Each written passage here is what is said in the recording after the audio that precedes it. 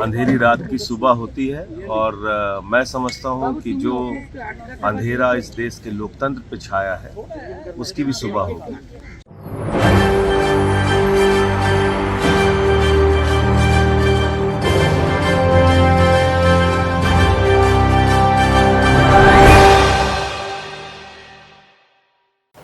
नमस्कार, SPN9 news देख रहे हैं आप। आपके साथ मैं हूं मानसी जायसवाल।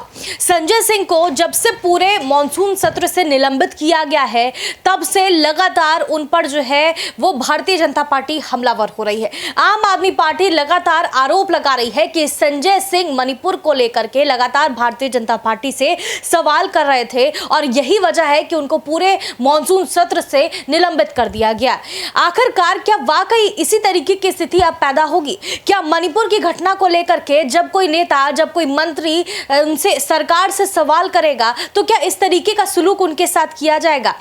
संजय सिंह संसद के बाहर विरोध प्रदर्शन कर रहे हैं। लगातार वो मणिपुर को लेकर के, मणिपुर की महिलाओं को इंसाफ दिलाने के लिए यहां पर लड़ाई लड़ते हुए नजर आ रहे हैं। लेकिन अब क्या राष्ट्रपति द्रौपदी मुर्मू अपनी चुप्पी तोड़ती हुई नजर आएंगी? क्योंकि जिस तरीके से कहा जा रहा है कि राष्ट्रपति द्रौपदी मुर्मू महिलाओं को ही नहीं, तमाम उन लोगों को इंसाफ दिलाने की बातें करती रही हैं शुरुआत से ही, जिन लोगों को सुप्रीम कोर्ट के फैसले के बावजूद न्याय नहीं मिल पाता है। तो क्या मणिपुर की महिलाओं को लेकर के यहाँ पर राष्ट्रपति द्रौपदी मुर्मू संजय सिंह को लेकर के कोई बड़ा फैसला लेंगी? क्योंकि लगातार इस पूरे मसले पर तमाम विपक्षी पार्टियां भारतीय जनता पार्टी से लगातार सवाल कर रही हैं।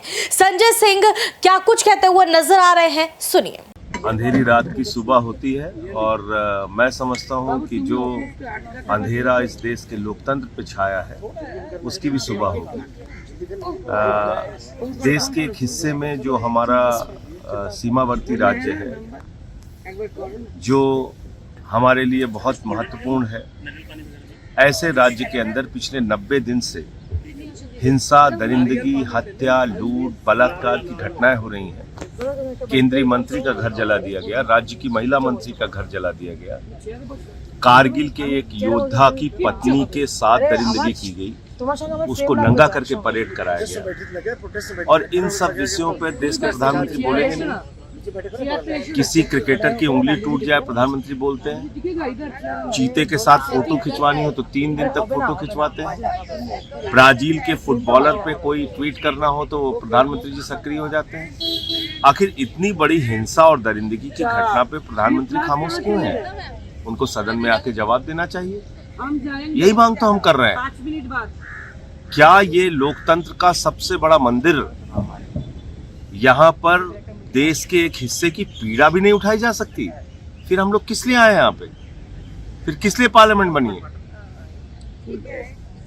तो ये संघर्ष जारी रहेगा। संजय धनखड़ जी कह रहे हैं कि अनपैलेटेबल सिचुएशंस को लेकर रिकॉर्स करना जरूरी था, डिसिप्लिन रहे इसलिए एक्शन लिया गया। देखिए, धनखड़ जी पे तो मैं कोई कमेंट करूंगा नहीं। वो कोई राजनीतिक व्यक्ति नहीं है, वो देश के उपराष्ट्रपति हैं, सभापति हैं। मैं सिर्फ उनको यही कहना चाहता हूं कि और इस देश के लोगों को और भारतीय जनता पार्टी को ये कहना चाहता हूं कि जब देश के एक हिस्से में दरिंदगी होगी, हैवानियत होगी, माताओं बहनों की अस्मिता लूटी जाएगी, तो उसके लिए आवाज उठाना हमारा फर्ज भी है, जिम्मेदारी भी है, और इसी काम के लिए हम यहाँ पे आए हैं। और उसका जो डिसिप्लिन करना जरूरी था, अनपैलेटेबल सिचुएशन ये आप जाकर मणिपुर में ये बात करिए, जिन लोगों की हत्याएं हो रही हैं उनके परिवारों से मिलिए, जिन माताओं बहनों की इज्जत लूटी जा रही है, जाके उनसे पूछे कि जो सांसद हैं यहाँ पे आए हैं उनको अपनी आवाज उठानी चाहिए कि नहीं उठानी चाहिए।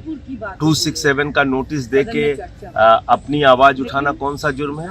जाके पूछे ना मणिपुर के उन पीड़ित परिवारों से। तो इसलिए मैं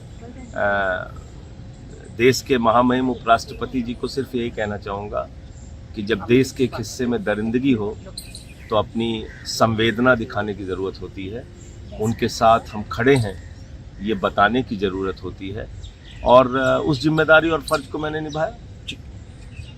तो सुना आपने, मणिपुर की बेटियों को इंसाफ दिलाने के लिए संजय सिंह लंबी लड़ाई लड़ने को भी तैयार है। लगातार संसद के बाहर वो विरोध प्रदर्शन कर रहे हैं। तो क्या अब जो है वो सस्पेंशन के बाद, संजय सिंह के सस्पेंशन के बाद राष्ट्रपति द्रौपदी मुर्मू उन्हें लेकर कोई बड़ा एक्शन लेने वाली हैं? आप क्या सोचते हैं, हमें कमेंट करके जरूर बताएं। देश और दुनिया की तमाम बड़ी खबरों के लिए देखते रहिए SPN 9 न्यूज।